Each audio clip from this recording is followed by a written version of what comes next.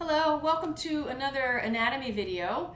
And if you haven't watched my other two videos about the hips, there's one that goes over the anatomy of the hip, the landmarks on the pelvis, the acetabulum, the femur, head and neck and stuff like that. So if you haven't watched that video, you might pause this one. I'll put links down below and you can go watch that one. And then there's another one that goes over the 6 movements of the hip: flexion and extension and abduction and adduction, internal and external rotation. If you haven't watched those yet, highly recommend stopping, going and watching those, and then come back to this one. It'll make more sense. So what this one's going to do is take it a step further and go over what happens when the hip stops moving if you keep moving in that same direction. And what happens is the pelvis will start to move, and when the pelvis moves, that means that your spine moves, because the pelvis and the spine don't really move separately of one another, especially the lower back. So I'm going to lie down on my back. I'm going to use the block to help with the visual, and my hands placed in various areas so you can see what I'm talking about. And you might just watch the video first, and then you could certainly pause it and get down on the floor, or even videotape yourself and feel this or watch this in your own body to see how your spine and pelvis move once you reach the end of your hip range of motion. All right, so first I'm just going to lie down on my back here. And I'm going to place this block on my belly, which will give you a little better visual of what's going on in my pelvis. So right now, see how the block is nice and level? I'm going to bend my left knee, and I'm going to get a hold of it with my hand. See how the block really didn't move? Now I'm going to start to move this leg out to the side. This is abduction. So I'm taking this leg out to the side, and you can see the block hasn't moved yet. I'm putting my hand on my pelvis on this side. This is all movement of my hip. Now, I've purposely stopped at my end point. So the block still hasn't moved, nor has my pelvis here where my hand is.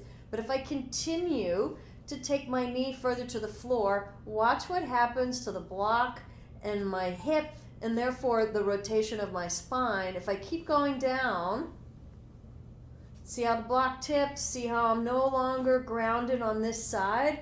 So from here to here is all hip. And if I don't recognize when my hip stops, and I think the goal is to get my leg further out, if I keep going, I'm not using my hip anymore. Now I'm using my hip and my pelvis and my spine. Not that that's necessarily a bad thing to do. It's just what's the intention behind the movement, and learning to distinguish where the hip stops and the pelvis and the spine want to come with it. So that's one hip movement that I wanted to demonstrate. The next one, block's going to be in the same place, but now I'm taking this leg and I'm moving it across my body. It's called adduction. So again, right now, see the block hasn't moved. I'll put my hand here. That hasn't moved. Now this is my stopping point. If I want to continue to take my knee that way, watch what happens to the block and watch what happens to my hand here. See, now I'm rotating in my spine. Again, I'll come back to the reset point where the block is still level and this side of my sacrum and pelvis is still on the ground. Now I'm pulling my leg across. This is all still from my hip. This is my end point. If I keep drawing the leg across, now you see the block moved, my spine is now rotating. Again, this is not a bad thing, that's not what I'm saying, but recognizing when you stop moving through your hip and when the spine moves. Sometimes we do want to isolate one or the other. Now I'll show you another version with my knee bent and my foot on the floor. So you can think tree pose in this one. And I'm going to start to open my knee out to the side. This is external rotation of the hip.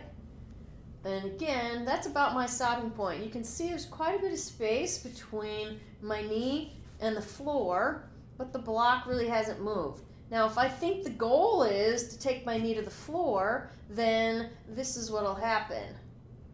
And now that movement from there to here was not from my hip. I have rotated my spine. I'll show you it from the other side as well. If I bend my left knee, I start to rotate that knee out. Notice the block isn't moving. My pelvis hasn't moved yet. This is my stopping point. If I continue to push the knee towards the floor, now it's coming from my spine. And then I'll show you one more here with me on my back. So I'm starting with neutral. If you can see, I can slide my hand just a little bit underneath my back so I have a neutral lower back here. Next, I'm going to start to bring one knee towards my belly. I'm going to put this hand here. I'm going to start to bring this knee towards the belly. All of that movement, this is hip flexion, came from my hip. But if I continue from here to pull it in, watch what happens to this hand. Now, if I move my hand out of the way and I put my hand here, my back is flat because all the way to here, this was hip, I still have space here. If I continue to go, now, because my femur is hitting my pelvis, if I keep pulling, now the spine is getting involved because the pelvis has to tuck because the hip stopped moving. And then I'll show you one more, lying on my belly. Again, I'm going to put the block on my back so you have a sense of the movement or lack thereof that's happening. So now I'm going to do hip extension, which is basically lifting my leg up off the floor like this. You can see when I did that, nothing really happened with the block. So that's all movement in my hip. Now what I'm going to do is if I keep lifting my leg, so that's my stopping point. If I keep lifting my leg, see how the block tipped? Now I've rotated in my spine. So this is all hip. If I keep lifting and think that I need to take my leg higher, now I'm actually turning and rotating my pelvis and therefore my spine.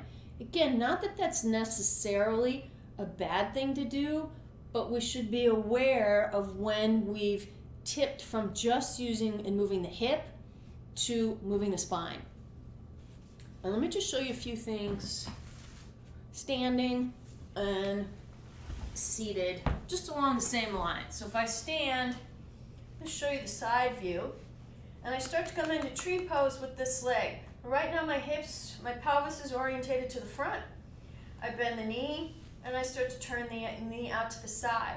You can see how my knee is pretty far forward of my hip, which is here. That's as far out as my leg rotates without needing to rotate the rest of me. So that's as far as my hip goes. Now if I think the goal is to put my knee out to the side, now you can see I've turned my whole body that way. So this was all from my hip. If I do this, now I've rotated in a whole different area using a whole different group of muscles. And let's see, let me show you just a couple things seated along the same lines. So if I'm sitting like this here, I have a nice neutral spine. And if I start to bend one of my knees, right now my spine is staying neutral, but at some point for most people, like when I was on the back, there's a point where if you keep pulling the knee towards the belly, the pelvis is actually going to tilt and you're going to start to collapse. It's very important in seated poses to know where that tipping point is, because you don't want to be starting from this place of a rounded back because you tried to pull the thigh in too close to the belly. Better to have it further out and keep the length through the lumbar spine and therefore the rest of the spine. So I know that was a lot of information, but hopefully you found it beneficial. Oh, I'll show you one more thing seated, which is if we're doing a pose, let's say you got one leg out like this and you got the other leg pulled in like this. So right now I'm grounded through both of my sit bones equally. But what happens for some people is maybe this hip doesn't rotate as much, so there's a lot of space here. And then maybe they think the goal is to get that knee down. So you see what I did there. I got my knee down because now I'm totally off kilter in my pelvis. This side got short, this sit bone's no longer on the floor. I'm cockeyed. And so that's not really a good place to start from. Not that this is necessarily bad, but in most seated poses, we want to have a nice level pelvis as our starting place. So yeah, I could go on, but I think that's enough information for today. Hopefully you found it helpful, and check out those other 2 videos, which there'll be links below.